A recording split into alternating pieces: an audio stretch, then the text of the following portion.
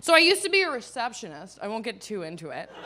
And one of the best parts of working at this office was there's always a bunch of executives. And I gave them the dynamic that they wanted, which was everybody watch out, the executives are coming. And that's what they wanted. And then they'd come, I'd be like, do you need anything at all? An Americano for you, a mocha for you. And the thing is since it was a company with real adults who did business, they always had like good tickets to things, you know? But I'm not a sportsy gal, so I was always like, I'm fine. But this time I was like, why the heck not? You know what, I will take those 2 tickets off your hands. Here we go. I'm like, I'm just gonna make a quick call. And then I called up my friend and I was just like, hey, I don't know what you're doing tonight, but do you wanna do something totally against type? And they're like, what do you mean? I'm like, I got 2 tickets to the ball game and I'm pretty sure they're decent. And they're like, you know what, let's do it, I'm in. So we showed up to the sports game and I couldn't believe it. I'm like, everything's so big! And everyone was wearing blue. Everybody was. It was so cute. It was like everybody like called each other. They're like, blue. And we're like, that's so sweet. And they're all like serious about it, but you're like, no, it's cute. And I'm like, I know why I'm here, and that's to get a large beer. You know what I mean? I want all the fixins, like a large beer. And I go up and I order it, and they fill it from the bottom these days. And I was like, how long have you had this technology? And they're like, what? I'm like, oh, never mind. I think for a while. So we get our large beers and we go into the stadium and we're like, let's find our seats. And we're like, oh, it's closer than I thought. It's closer than I thought. And then we sit down behind a plate and we're like, this is excellent. And then we're right beside this guy to my left. He was a real serious dude about sports. He had a lot of those spits, you know? He was just like, he had so many spits as well, like sunflower seeds. He was just honking on his spits and into a cup. And I was like, wow, he's really authentic. And he was chomping away, you know what I mean? Like he was ready to get in if they needed him, you know? Himself. And I was just like, he loves it. So we're drinking our beers and we're just taking in everything, trying to make plans on what we do if we get on the Jumbotron, as you do.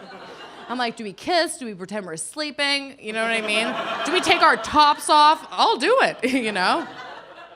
And we're trying to figure that out, but then this other man comes down and stands in front of his seat, and he takes a seat, and then he undoes his jacket, and he reveals that he's wearing all red. And if you remember from the beginning of this tale, everyone's wearing blue. And I was like, oh no, didn't this guy get the memo?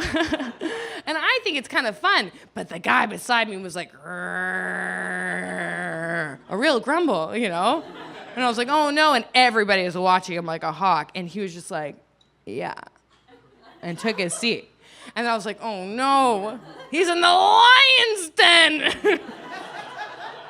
So every time his team scored, he would stand and be like, yeah. And everybody in blue, and all the bluers were like, ooh, ooh, ooh, ooh. And then every time blue did well, blue would be like, yeah, like at him, being like, yeah. And he was like, you know? I was like, this is getting emotional. And it was tit for tat, back and forth.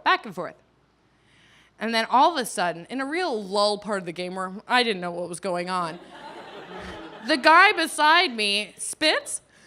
He looks at the man in red, and I could see the laser focus, and he's staring at him, and then he just goes, wiener.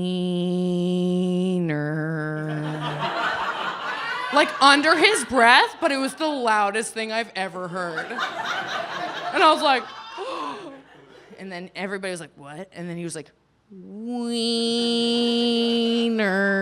A little bit louder. And then the guy in red was like, and I was like, what's going on? And then he was like, wiener. And I was like, should I do something? My friend was like, you have to do something. So I stood up and I was like, hey, stop bullying that man. He was like, what? I'm not bullying him. I'm like, listen. Obviously, I thought this was a great time for his speech. So like, we're all here for one reason and one reason only, and that's the love of the game, all right? So just simmer down. We're all human here. And then I turn to my friend, I'm like, should we go? And she's like, yeah, let's get the fuck out of here. So then we leave, and we're like, oh no, what did we do? And I felt weird. I'm like, was that the right thing to do? She's like, yeah, I think it was the right thing to do. I'm like, why do I feel so bad? And she's like, it might have been the wrong thing to do. And I was like, oh no. I'm like, we can't go back. She's like, we cannot go back. And then I was thinking about it. I was like, it was the wrong thing to do. Because I don't know sports culture. You know what I mean? But I do know this. The guy came in and he knew what he was doing. He was like, red, you know? And then I realized that this is like some BDSM shit. And then they were like, blue, boo. And he was like, yeah, red, you know? And then they had some back and forth that was very aggressive, but they both liked it. You know what I mean? So when it was just reaching a crescendo, I basically cut it off and I was like, hey, don't fall in love. And I'd have to say that's my biggest life regret.